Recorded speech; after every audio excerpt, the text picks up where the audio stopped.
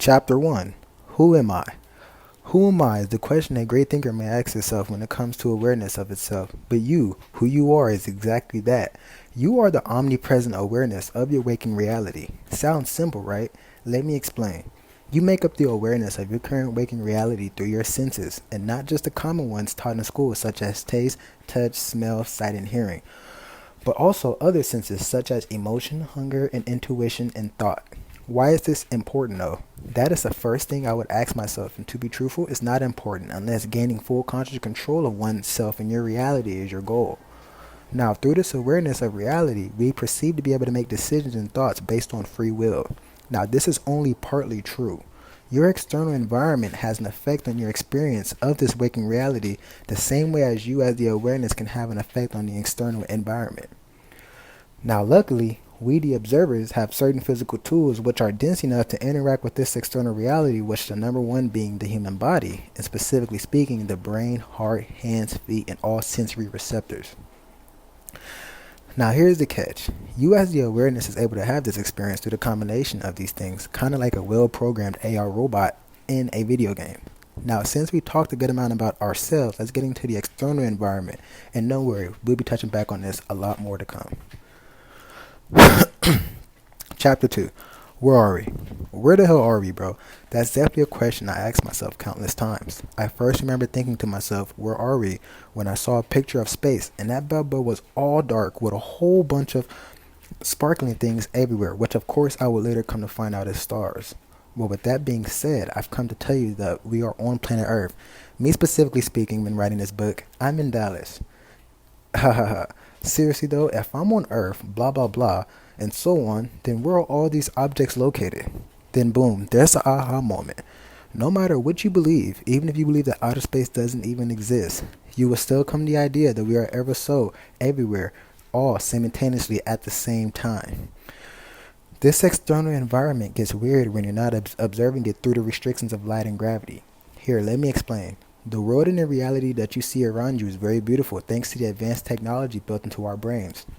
Now, the real world is really a bunch of really thin waves that basically loop within one another, creating an infinite loop within itself. The best way to explain this is to look at the infinity sign. Now, this is at a very subatomic level when viewing from an awareness perspective. Now, these omnipresent waves actually ripple like a violin at different frequencies that, similar to our octopus skin, change instantly to fit each frequencies within the wave. Now, this changing of frequencies through the wave is what gives us space-time. If these waves were ever still, we would not experience what we call time. I thought gravity caused time and general relativity, and etc. Well, let me explain. These different masses that cause gravity and etc. is nothing more than a distortion in these waves, which causes each mass, due to its frequency, to vibrate at a certain density. You can at any time travel throughout space-time with a simple attunement of frequencies. The human mind is a perfect example of this internally, which we will explain in the next chapter.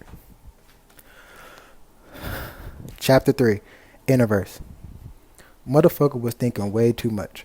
All jokes aside, while thinking about past memories, I have come to the realization that a lot of them can be associated with a known present feeling, which causes nostalgia. Now, this nostalgic experience can be felt in numerous ways. Between the two, I will explain now. Number one being a physical place, and number two being an internal experience, such as daydreaming, random thoughts, reminiscing, and anxiety, which is more on the negative side of things. Now here's the thing, not all memories may carry a nostalgic or known feeling, but all memories definitely have a specific unique feeling of its own, which is associated with neurotic behavior within the brain and body. Now yes, it is true, certain past memories can cause extremely similar feelings and neurotic behavior, but unless it's the same memory, there will always be a unique difference between the two, due to the difference in universal frequencies at the time of each experience. Take it like this. Imagine on your last day of high school, the universal frequency was at 19222. And then the next day, the universal frequency is at 19227, meaning that there's constantly a higher shift in frequencies at a universal or subatomic level. So even though, let's say you think of 2 different days at school, and the scenery and events that happen are similar, no matter what, there will always be that distinction between the two events at the subatomic or universal level. Now, with this being said, internally, you can adjust yourself to any frequency throughout this universe in some atomic wave and experience the information at said points. This can also be done externally as well. Chapter 4. Universe and Fourth Dimension. So now, we've talked about traveling internally throughout the omniverse. Now I want to talk a little bit more about the outside. First, let's start with the fourth dimension. I basically already explained the fourth dimension in chapter 2 when I talked about space-time. Please read it over it again to better understand what's coming next. So the fourth dimension is the length of each wave throughout the omniverse. It's through the fifth dimension that these wave frequencies change to create shifts throughout the verses. So now, if we wanted to travel throughout time and experience these past events externally, it would probably be easier to reverse engineer the divine technology of the brain, which does this internally already, which I explained in chapter 1 and 3. So first, we know that these omnipresent waves are not only an internal phenomenon that we experience, but also is the fabric of the external phenomenon, which are interchangeable with one another and gives us the experience of a universe. So externally, we need to find a way to hijack these waves and travel upon them to where we wish and desire. For starters, the location is needed for travel to work. Now, our brain does a fantastic job of keeping coordinates throughout this wave using our memory and tools associated with it. But externally, we can't exactly locate a past or future time with physical measurements. Or can we? First and foremost, we need to find and locate the current wave frequency. And from there, we can start to navigate. This has only been done once per travel. This only needs to be done once per travel, as this is similar to a flare before takeoff. Now, by the discovery of our current universal frequency, that will allow us to make accurate calculations for the past. Gets a bit more tricky for the future due to probability, which is more affected by the observer. Scientists and innovators nowadays have the hardest understanding of time travel, period, with the introduction of black hole travel and more, which is a bit more complicated than simply shifting frequencies through a certain technology, which I'll explain in the next chapter. Chapter 5, Technology. At this current point of my journey, my vessel's knowledge and logical engineering is still in the upbringing, but I will try my best to explain the technology best used for the task of external time travel throughout the waves. First, we have to really understand waves and then understand how we can interfere and use these waves, and we will start with one of the best conductors for vibrations, and that's metal. Now, metal of any kind can be used, but logically, the more durable and sturdy the metal, the better it would be for the creation of this tech. But actually, it would be somewhere in the middle. We need a metal that's able to be very durable but still conduct high vibrations with ease. This type of metal can be created with aluminum and diamond for the best durability, but aluminum works great alone. Next, you will need to tackle the wave frequency from all angles, such as light, sound, and EMF, of which said point you are and where you want to go. EMF meaning electromagnetic field. With this information, one can build and use this technology to travel throughout the universe, not just throughout time, but throughout great spaces as well. Chapter 6. We don't need metal tech. Be careful, and I stress this the most, and will be super important moving forward in this book. You have to know and be aware that you are using a higher dimension to travel across space and time when doing these internal and external works. But keep in mind, this higher dimension, which is the fifth dimension, is connected to parallel realities of your experience, which allows the flow of choices of your reality. But this is also connected to a sixth dimension, which is connected to the effect and complete distortion of the lower planes. The sixth dimension is also the space of different universes, and then this is where one can get lost if they don't quite understand the fifth dimension and the sixth dimension. Why is this information important? Well, the reason, if you tend to fuck up any process of these higher dimensional travels, you can end up physically in a space that is not your normal reality. Here's a little horror story to help you understand, written by me, of course. There was once a great person who discovered time travel, and his friends were watching him do it successfully. But then he had an envious friend who doubted his claims and snared his existence. So he came up with a clever trick to either one, catch his time traveler friend in a lie, or two, be amazed at the unknown outcome of his deeds. This envious foe with the intention of harm told his friend to teleport to a very beautiful place, but not a very known place. He fabricated this place in his mind and called it Mumble Falls, which he expressed as full with diamonds with interior gold that has surfaced to the floor. Now, knowing this place is completely fabricated, he giggled as his time traveler friend accepted the mission and even talked of bringing back some gold. So fast forward, the foe and the time traveler are in the traveler's meditation room, where he does all his travels, and like always, the traveler did his mojo, vibrated very fast, and in the blink of an eye, he was gone. To the foe's surprise, the traveler instantly came back with a handful of diamonds with gold interior, which for one would be impossible if he found It would be impossible in now's time, and absolutely impossible for the traveler to have acquired beforehand due to the place and objects described they were fabricated to begin with. The foe had no choice but to tell the traveler of his envious actions and beg of an explanation of the manifestation of his fabricated place. And the traveler tells the man, for one, no place in the mind is ever real or fake, but instead the mind itself. Where you sent me was to another space of this omniversal mind that is outside of our normal operating space. So in this story, it concludes with the traveler explaining to the foe that he basically created a six-dimensional space, which is another word for a universe. And in this six-dimensional space, he fabricated the location Mumble Falls. And in this six-dimensional space, Mumble Falls existed. So instead of just traveling within the same wavelength to a different time, he actually traveled within the whole wave structure and landed in a different time/place.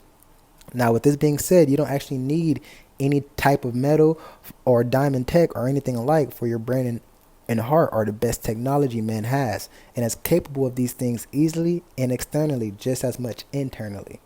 With your own physical body, you can travel throughout your current space and time and teleport to any location in time. And you can travel throughout the omni space time to any universe or space ever. It's all about attuning to the right frequency to flow across the waves. Chapter 7, Manifestation or Shifting.